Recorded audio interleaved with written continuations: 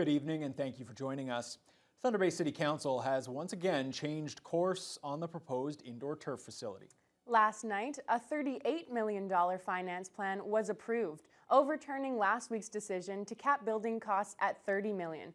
Vasilios Bellos is following the story and joins us live in studio with the details. Vasilios? Thanks, Haley.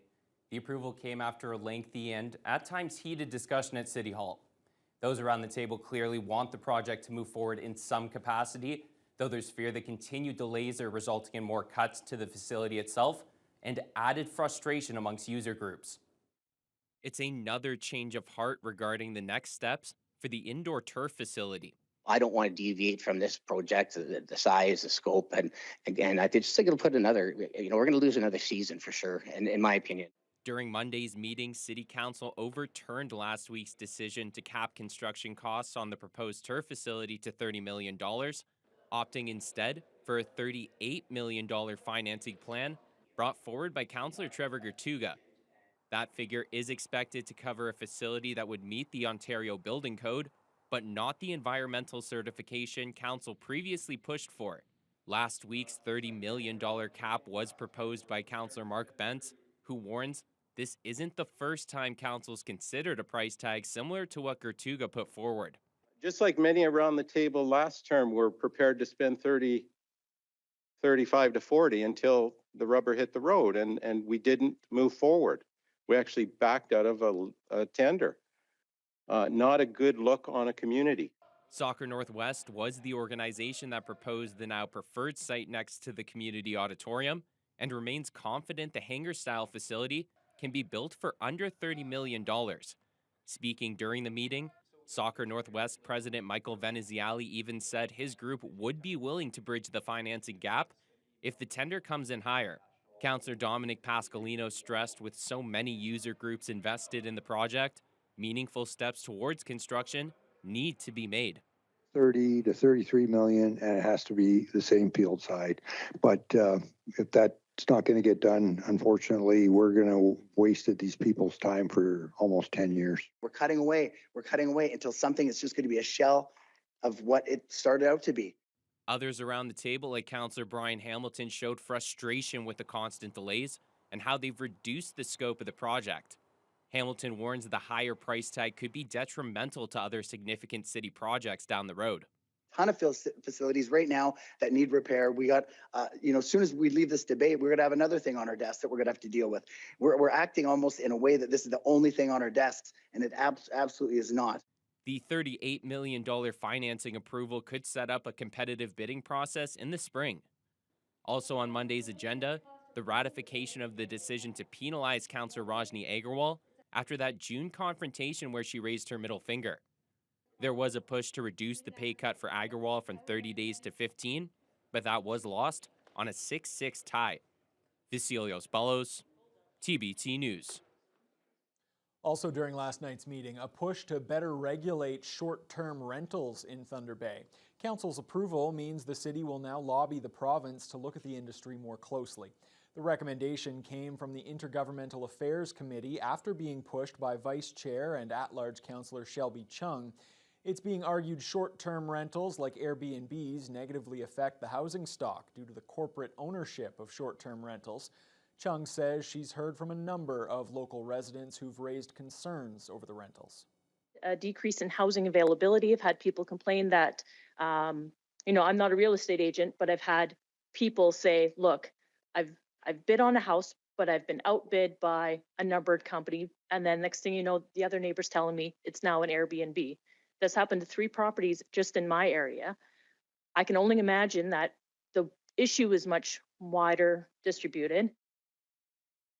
Chung wants the owners of these properties to register with the city so they can be regulated and taxed similarly to a hotel. For the second time in as many days, a threat has forced the closure of a local Catholic high school. The board says St. Ignatius will be closed until further notice, after a threat was received late this afternoon. The board says it's working closely with Thunder Bay Police. This after a threat came in yesterday against St. Pat's. The Southside School was closed today, but has been cleared to fully reopen tomorrow after police conducted a walkthrough and found no issues. The woman who's led the Northern Ontario School of Medicine for the past 4 years is leaving the post next spring. Dr. Sarita Verma became the second dean and CEO of the med school in 2019. Then in April of 2022, when NOASA University was created as a standalone school, Verma assumed the role of president, vice chancellor, dean, and CEO. According to a media release issued by NOSAMU this week, Verma declined an offer to be reappointed to the position. As a result, her tenure will come to an end next June. Verma wasn't available for an interview today to discuss the reasons for her decision. A search committee will now be established to find her replacement. The Northwestern Ontario Air Search and Rescue Association went through a simulated search scenario yesterday west of Thunder Bay to locate an electronic beacon.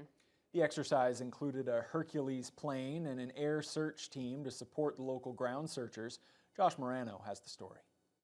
On an open patch of land just past Stanley, an evaluation team comprised of Royal Canadian Air Force and Ontario Civil Air Search and Rescue Association representatives put the NOASA members through a simulated search and rescue. The objective, finding this little beacon. The beacon is to represent any form of signal, much like a cell phone, that the pilots can identify and investigate. Civil Air Search and Rescue Director Stephen Huntsberger says these exercises are crucial in making sure the team is ready for the real thing. It just determines our capabilities as a unit. We conduct search and rescue exercises pretty much every month throughout the year to stay in tune, but this just reaffirms that we are capable to do that. The big plane leading this exercise is a Hercules.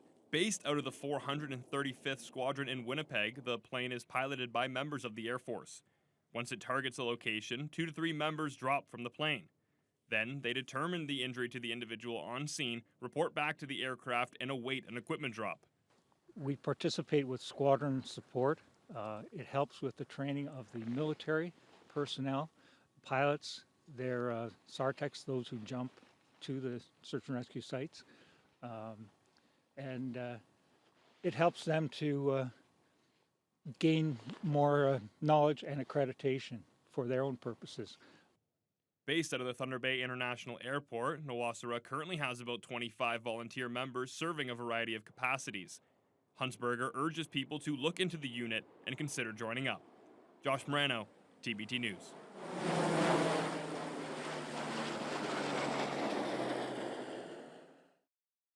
Northwest Region OPP have now confirmed that 2 people were injured in a collision north of Nipigon yesterday afternoon involving a transport truck and an SUV. It happened on Highway 11 near Orient Bay. OPP say the driver of the transport, a 26-year-old from Calgary, has been charged with careless driving and driving left of center on a curve. 2 occupants of the SUV were transported to hospital with serious but non-life-threatening injuries. The highway was shut down in both directions for several hours. The 2024 Ontario Winter Games are coming to Thunder Bay in February, and volunteer application deadlines are fast approaching for those who want to get involved.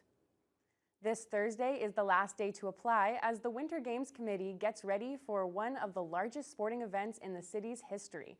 The games will take place at multiple venues, including sports ranging from ringette to cross-country skiing and wrestling. Volunteer Committee co-chair Tessa Hetrick says about 800 volunteers are already on board. So the registrations are exceeding our expectations at this point. The deadline is November 30th, so we want to make sure that we give everybody an opportunity to get involved that wants to get involved, and there's a lot of opportunities for people to get involved, so we're just hoping that we reach everybody who wants to be a part of this. Volunteer roles for the games will range from security, sport and event operations, transportation, and helping at the opening ceremonies. Today is Giving Tuesday, and St. Joseph's Foundation launched its 9th annual Be Their Secret Santa program. A pancake breakfast was held this morning to mark the occasion, with Santa Claus and the Grinch stopping by. The Secret Santa program sees elves deliver gifts to clients, patients, and residents at St. Joseph's Care Group facilities who may not have family or whose family can't afford to buy them presents. Last year's campaign saw 287 gifts given out. St. Joseph's Foundation Executive Director Gail Brescia hopes to raise $25,000 and give out 500 gifts this year. It's a beautiful thing when the elves come in and they deliver, because they might be a single or they might be a couple of people. We've had people that have come in with their children, with their pets to deliver. So that's extra special for our clients who, as I said, might be lonely or want just a little bit something extra. And it breaks up the day. It gives them something extra that we all like to see to spread that holiday joy in the season. Brescia says so far $12,000 has been raised. She urges anyone looking to help out to donate on the St. Joseph's Foundation website by December 23rd. The spirit of Christmas is alive and well in Thunder Bay as Cambrian Players brings an adaptation of A Christmas Carol to the stage on Spring Street. If I were to stop him a half a crown for it, you'd think him ill-used. And yet you don't think me ill-used when I pay a day's wages for no work. The production is directed by Thomas McDonald. It stars Gabe Ferrazzo as Ebenezer Scrooge, along with 24 other actors playing 39 roles in total. The show is based on Charles Dickens' 1843 holiday classic, but this Canadian-written 2015 adaptation follows Scrooge, the elderly miser, as he learns that one Christmas Eve that every man has the power to do good. There are some new scary bits, a few good laughs, a tender moment or two, and some surprises. It's a fresh take on an old tale, sure to thrill young and old alike. But don't wait too long, the tickets are starting to run out.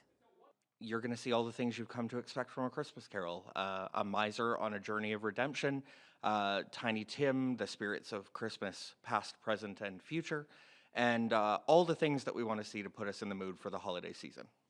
I love working with this cast. They're all so eager and so wonderful, and they have been so supportive, you know. I can't say enough about them. I think the audience will really enjoy the ensemble work that we do, never mind Scrooge. Scrooge is, I suppose, a pivot, but the cast is phenomenal. They really support him well. The show runs tomorrow through Saturday, and then again from December 6th to the 9th. There's also a special matinee performance this Sunday, and a live stream performance on December 8th. Additionally, there's a Pay What You May performance this Thursday. Tickets are available on the Cambrian Players website.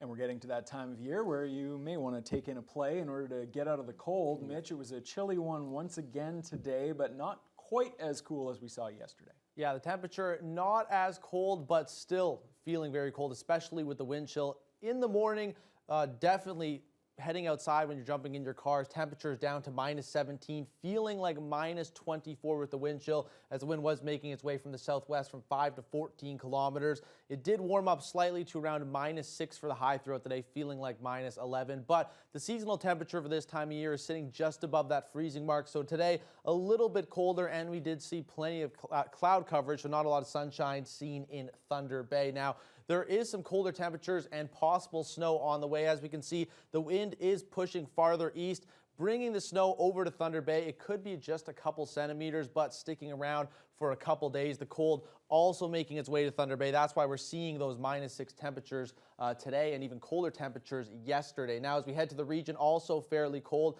They saw a little bit of snow throughout the day as there is a system making its way farther east. Currently, it has made its way past the Fort Frances area, but they could see a little bit more snow heading into tonight, currently sitting at -4. Now, farther northwest, they also saw a little bit of flurries, just clouds at the moment. They're going to be fairly clear overnight at -8, but still feeling pretty cold, while even colder in Armstrong at -11. The wind chill was feeling like -20 earlier in the day, along with Greenstone up to -24. They could also see some light flurries, and that's going to carry over to Sault Ste. Marie right now, seeing a little bit of snow. They saw around 1 to 2 centimeters throughout the day. Could see a couple more centimeters heading into tonight. Their temperature currently at -5. Now, as we head back to Thunder Bay, the snow is on the way. We could see around 1 to 2 centimeters with temperatures down to -6.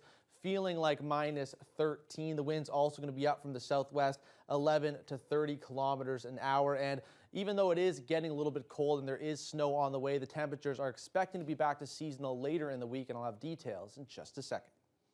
Okay, seasonal is a good thing. We like seasonal. Thanks a lot, Mitch. Well, 41 miners in India who were trapped for about 2.5 weeks when a tunnel that they were working on partially collapsed have finally been freed. We'll have that story and more when your news hour continues after the break. I am very excited, said this man, that after so many days of waiting, my brother is about to come out.